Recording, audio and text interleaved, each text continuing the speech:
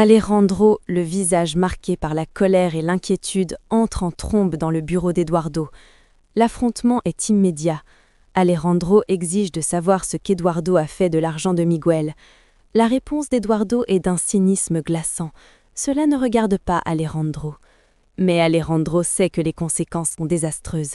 Miguel est furieux, il est sur le point de rompre leur partenariat crucial, et tout cela à cause des manigances d'Eduardo. Eduardo, imbu de lui-même, prétend qu'il nettoie le chaos laissé par Alejandro tout en travaillant avec Jimena. Mais pour Alejandro, la vérité est plus simple. Eduardo est un imbécile qui mène l'entreprise à sa perte.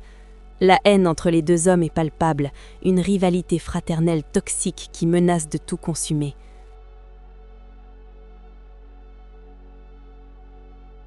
Pendant ce temps, dans les couloirs de l'entreprise, les secrets circulent comme un poison. Rebecca, accablée par l'attitude méprisante de Vanessa, se confie à Max. Elle ne supporte plus les humiliations constantes depuis qu'elle a commencé à travailler comme assistante. Mais au détour de la conversation, une bombe est lâchée. Elle révèle à Max que Sofia est enceinte. Le choc est total pour Max. Comment une telle nouvelle a-t-elle pu rester secrète ? Cette révélation change radicalement la donne, car l'enfant à venir représente bien plus qu'une vie nouvelle. Il est un héritier potentiel au milieu d'une guerre de succession. Alejandro, de son côté, tente de garder le cap avec l'aide d'Alan. Il demande des rapports financiers détaillés, conscient que chaque mouvement d'argent des 15 derniers jours cache une potentielle trahison. Il avoue à Alan que Miguel lui a déjà tout pris, y compris Sofia, et qu'il se sent transformé en quelqu'un qu'il ne reconnaît plus, un homme durci par la nécessité de survivre. La scène se déplace ensuite dans l'intimité d'une chambre, où Vanessa et Karen complotent. Vanessa est hors d'elle en apprenant que Rebecca travaille maintenant pour Max. Karen, fidèle à son rôle de manipulatrice, attise le feu en rejetant toute la faute sur Sofia, la traitant de vagabonde.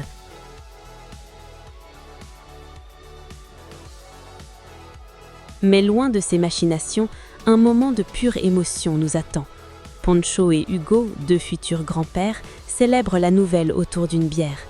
On voit Poncho passer de la joie à une profonde tristesse. Il pleure en pensant que son futur petit-fils grandira loin de son père. C'est un rappel poignant que derrière les enjeux financiers, il y a des cœurs brisés et des familles déchirées. Au petit matin, une apparente accalmie règne chez Alejandro et Sofia. Elle lui a préparé le petit déjeuner, un geste de tendresse dans un monde de brutes. Ils discutent de la joie de Poncho, mais l'ombre du conflit n'est jamais loin.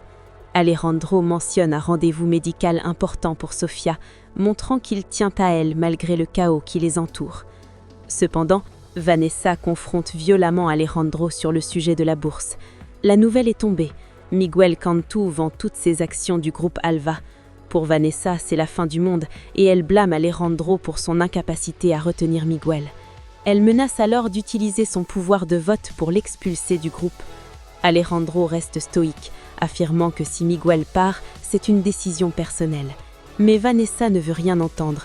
Pour elle, Alejandro est devenu un danger pour notre héritage depuis qu'il a croisé le chemin de Sofia.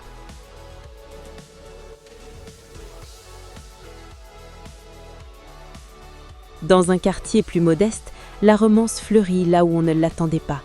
Poncho ouvre son cœur à Malena. Il lui avoue que depuis leur premier baiser, sa vie a changé, qu'il se sent plein d'énergie et de bonheur. Ils s'embrassent avec une sincérité qui tranche avec les baisers de Judas du bureau. Poncho veut officialiser les choses, mais il insiste pour en parler d'abord à son compère Hugo, montrant une loyauté exemplaire. Les mauvaises nouvelles continuent de pleuvoir lorsque Rebecca annonce à Sofia que le groupe Alva est en pleine crise et risque la faillite. Sofia est dévastée pour Alejandro. Rebecca, pragmatique ou peut-être intéressée, insiste sur le fait que le bébé doit réclamer sa part avant qu'il ne reste rien. Sofia refuse de voir son enfant mêlé à ces sordides histoires d'argent. Mais la réalité la rattrape. Elle est liée à cette famille, que le navire flotte ou qu'il coule. Eduardo, avec une assurance provocante, présente son projet pour le futur du groupe. Il veut construire de nouveaux complexes hôteliers et résidentiels en utilisant sa propre entreprise de construction. C'est une prise de pouvoir déguisée. Alejandro et Max observent la scène avec scepticisme, conscients que Miguel Cantu est le grand absent de cette table. Vanessa tente une dernière fois de forcer Alejandro à ramener Miguel dans le jeu, mais Alejandro sait que le pont est coupé. Les regards se croisent, chargés de reproches et de menaces non dites. Nous retrouvons Sofia, seule, pensive, le regard perdu dans le vide alors qu'elle semble porter tout le poids du monde sur ses épaules. Elle est assise sur un banc, un geste nerveux à la bouche, quand Miguel s'approche d'elle. Le calme apparent de cet homme cache une tempête d'ambition et de sentiments complexes. Il lui demande pourquoi elle est si soucieuse.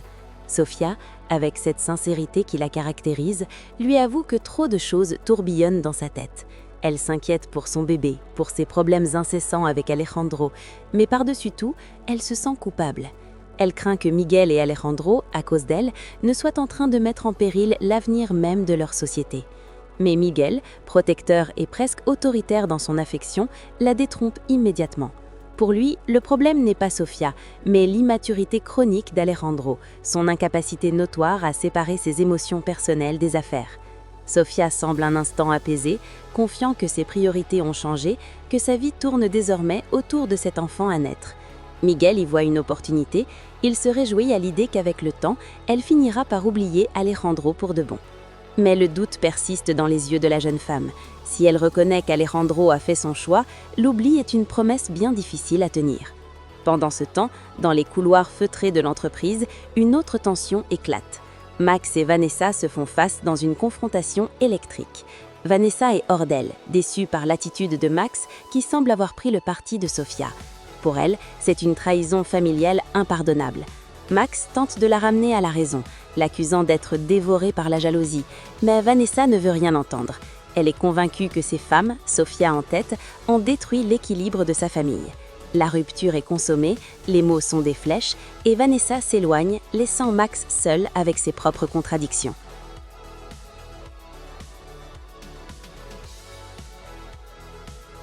Le climat ne s'arrange pas du côté d'Alejandro.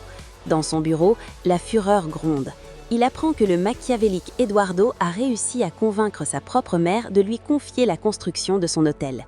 C'est un coup bas, une infiltration directe dans les intérêts du groupe Alva. Mais pour Alejandro, c'est une déclaration de guerre personnelle. Il refuse de voir Eduardo triompher sur son terrain.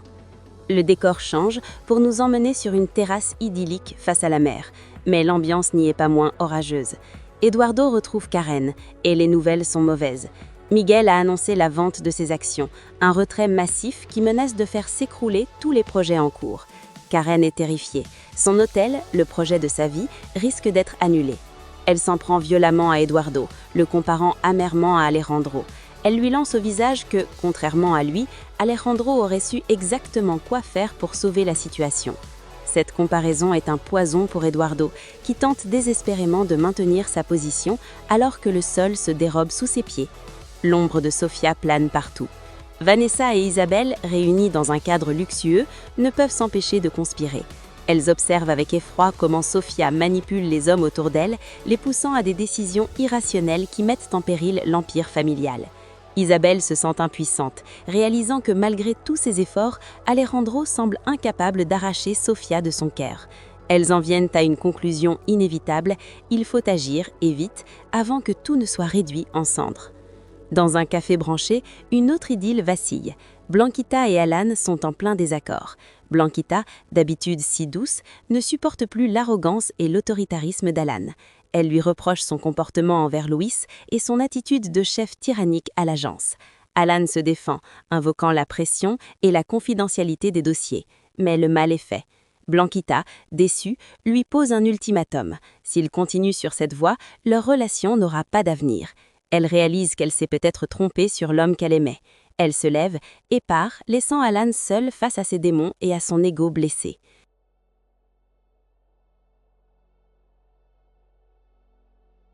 Mais le moment le plus intense de la journée se produit lorsqu'Alejandro arrive à la résidence. Le destin le place face à Sofia. Le temps semble s'arrêter. Les regards se croisent, chargés de non-dits, de désirs refoulés et de douleur. Alejandro est venu pour parler à Miguel, mais la présence de Sofia le déstabilise totalement. Alors qu'elle tente de s'éclipser poliment, il l'arrête. Un silence lourd s'installe, interrompu par l'arrivée de Miguel. Dans un élan de noblesse inattendue, Alejandro admet ses erreurs. Il reconnaît devant Miguel qu'il a agi par jalousie, qu'il a laissé ses sentiments pour Sofia polluer leurs affaires. Il propose une trêve, une alliance pour sauver le groupe Alva. Miguel, surpris par cette humilité soudaine, accepte, mais il pose ses cartes sur la table. Il aime Sofia et il a l'intention de la conquérir. C'est un pacte entre rivaux, scellé par une poignée de main glaciale sur une terrasse surplombant l'océan. Plus tard, sur la plage, Miguel rejoint Sofia. Il lui annonce la nouvelle. Il reste dans l'entreprise car Alejandro a fait preuve d'humilité.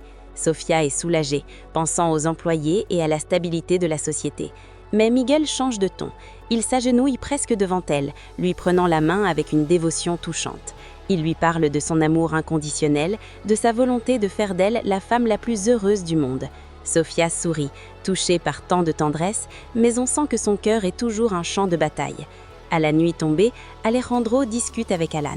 Les nouvelles informations sur la firme d'Eduardo confirment leurs craintes. Pourtant, son esprit est ailleurs. Il confie à Alan que voir Sofia aujourd'hui a été une révélation. Elle est plus radieuse que jamais et il doit accepter l'idée qu'elle est peut-être plus heureuse sans lui. C'est une pilule amère qu'il doit avaler pour avancer.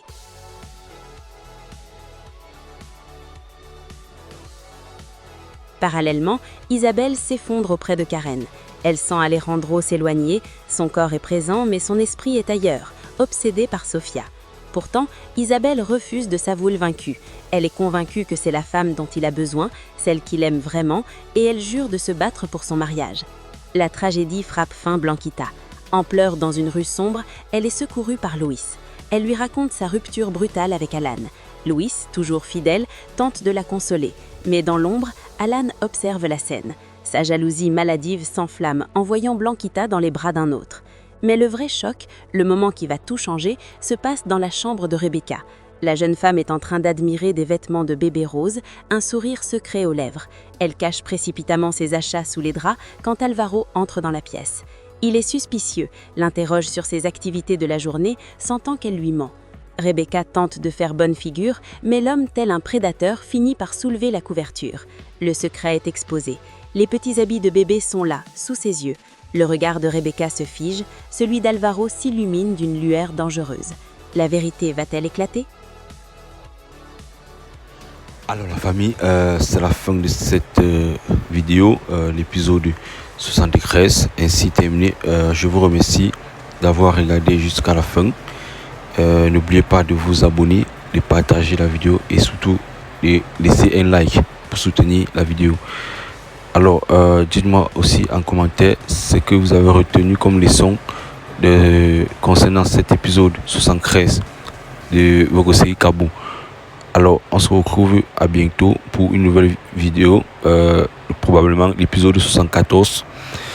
Oui, de là, prenez soin de vous. Ciao.